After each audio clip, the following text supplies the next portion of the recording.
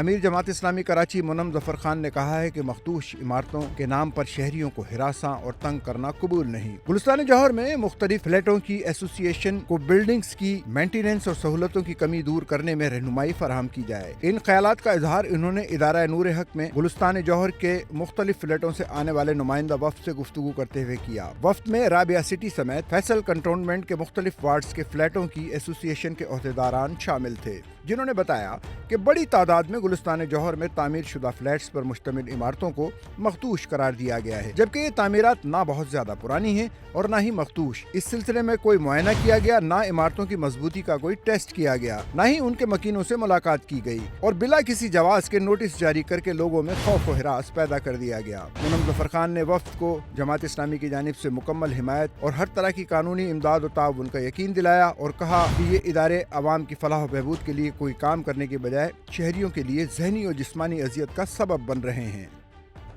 Sachal news net work کی videos میں خوش آمدید۔ ناظرین، ویڈیو سے متعلق اپنی قیمتی رائے کا اظہار کمنٹ باکس میں ضرور کریں اور چینل کو سبسکرائب کریں۔